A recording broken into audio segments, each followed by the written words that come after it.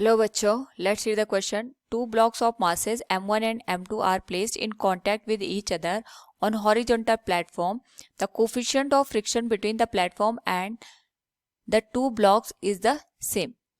The platform moves with an acceleration. The force of interaction between the blocks: A. 0 in all cases. B. 0 only if m1 equals m2. C. Non-zero only if m1 is greater than m2. And D. Non-zero only if m1 is less than m2. Now, to answer this question, first we will discuss here the key concept.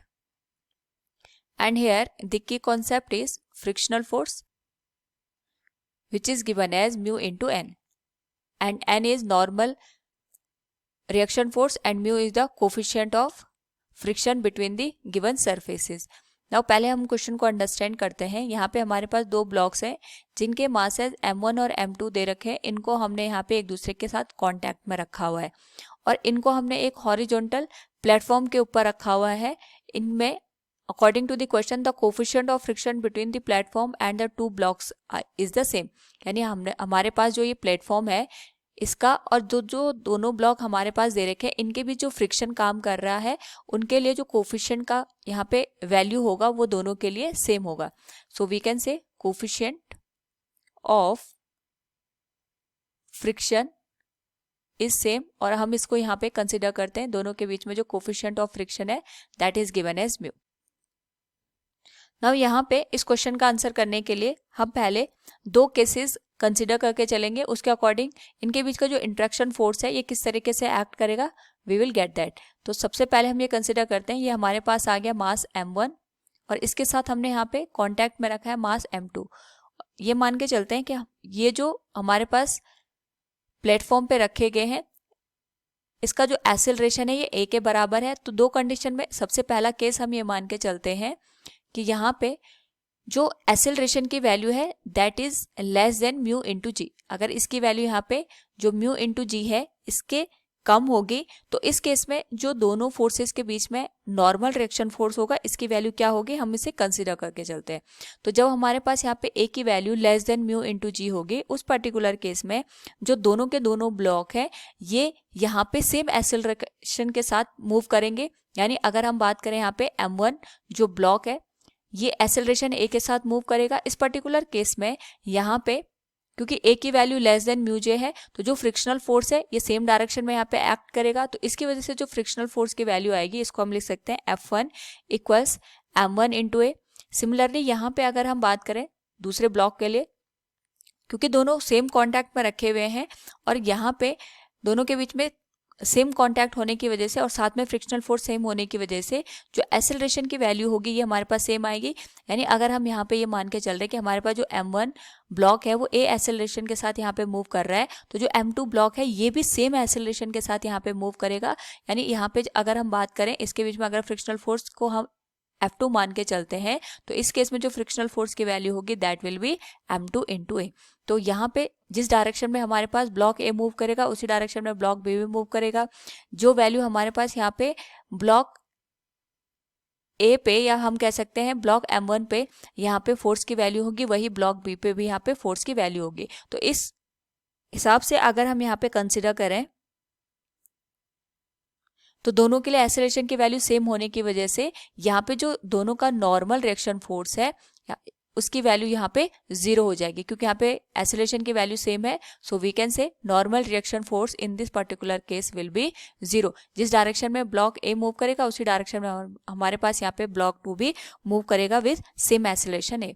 Now यहाँ पे अगर हम बात करें second case की, second case में हमारे पास जो कंडीशन बनेगी that will be given as कि यहाँ पे जो a की वैल्यू होगी that will greater than mu into g. Now यहाँ पे जो हमने दोनों ब्लॉक m1 और m2 प्लेटफॉर्म के ऊपर रखे हैं जो कि एक्सेलरेशन a के साथ फॉरवर्ड डायरेक्शन में मूव कर रहे हैं तो इसके करस्पॉन्डिंग हम यहाँ पे बात करेंगे सूडो फोर्स की. तो हम यहाँ मान के चलते हैं कि ये ब्लॉक आ गया m1 this one block m2 इस पे सूडो फोर्स काम करेगा that will be m1 plus m2 in the opposite direction. ये मल्टीप्लाई हो जाएगा यहाँ पे एक्सेलरेशन a के साथ. और क्योंकि हमारे पास यहाँ पे जो सूडो फोर्स है बैकवर्ड डायरेक्शन में काम कर रहा है इसके करस्पॉन्डिंग जो फ्रिक्शनल फोर्स की वैल्यू आएगी that will be mu into m1 plus m2 into g, ये हमारे पास यहाँ पे फॉरवर्ड डायरेक्शन में काम करेगा। तो इन दोनों फोर्सेस की वजह से हमारे पास जो दोनों का सिस्टम बन रहा है, दोनों ब्लॉक को मिला के जो सिस्टम बन रहा है, इस पे जो नेट एक्सेलरेशन एक्ट करेगा, अगर हम इसकी बात करें, क्योंकि ए की वैल्यू म्यू जी से ज़्यादा है, तो जिस डायरेक्शन में ए काम करेगा उसी डायरेक्शन में हमारे पास जो दोनों ब्लॉक है वो मूव करेंगे विद एक्सेलरेशन ए डैश। तो हम इसके लिए अगर इक्वेशन लिखें तो ये हो जाएगा m1 प्लस m2 ए डैश। इसको हम नेगेटिव साइन के साथ लिखते हैं क्योंकि हम यहाँ पे साइन कन्वेंशन के साथ इस डायरेक्शन को नेगेटिव लेंगे और इस वाली डायरेक्शन को पॉजिटिव कंसिडर करेंगे। So it will be equal to minus m1 plus m2 into a plus mu into m1 plus m2 into g. Now अगर हम इस इक्वेशन को सॉल्व करें, it will become a dash equals a minus mu into g. ये हमारे पास यहाँ पे equation बन गई जहां से हमने जो एक्सेलरेशन ए डैश है पूरे सिस्टम का वो फाइंड आउट किया। नाउ यहाँ पे अगर हम इसी एक्सेलरेशन के करस्पॉन्डिंग जो दोनों ब्लॉक हैं उसके लिए अलग अलग वैल्यू कैलकुलेट करें तो हम लिख सकते हैं फॉर मास m1, हम यहाँ पे m2 के लिए भी कैलकुलेट कर सकते हैं। दोनों के लिए जो हमारे पास इक्वेशन बनेंगी उसके थ्रू जो वैल्यू आएगी वो सेम आएगी। सो फॉर m1, अगर हमारे पास ये ब्लॉक है m1, इस पे जो सूडो फोर्स एक्ट करेगा it will be in this direction m1a। जो फ्रिक्शनल फोर्स है it will act in this direction, that will be mu into m1 into g. Normal reaction force, क्योंकि जो m2 block है इसके साथ वो इस डायरेक्शन में इस पे नॉर्मल रिएक्शन फोर्स लगाएगा और जो हमारे पास ब्लॉक है वो इस डायरेक्शन में मूव करेगा विद एक्सेलरेशन ए डैश। जैसे हमने पहले भी डिस्कस किया था, इस डायरेक्शन में जो फोर्सेज होंगे उनको हम नेगेटिव लेंगे और इस डायरेक्शन के फोर्सेज को पॉजिटिव कंसिडर करेंगे। So it will become minus m1 a dash equals minus m1 into a minus n plus mu into m1 into g. Now यहाँ पे अगर हम इसको रीअरेंज करके लिखें it will be m1 a dash equals m1 into a plus n minus mu into m1 into g. So we can write from equation first से अगर हम यहाँ पे ए डैश की वैल्यू पुट कर दें it will be m1 into a minus mu into g. It will become m1 a plus n minus mu into m1 into g. m1 into a minus m1 into mu g equals m1 into a plus n minus mu into m1 into g. तो ये similar value cancel हो जाएंगे, m1 mu G से m1 mu G cancel, m1 ए से m1 ए cancel, यानी normal reaction force की value यहाँ से भी 0 आ गई।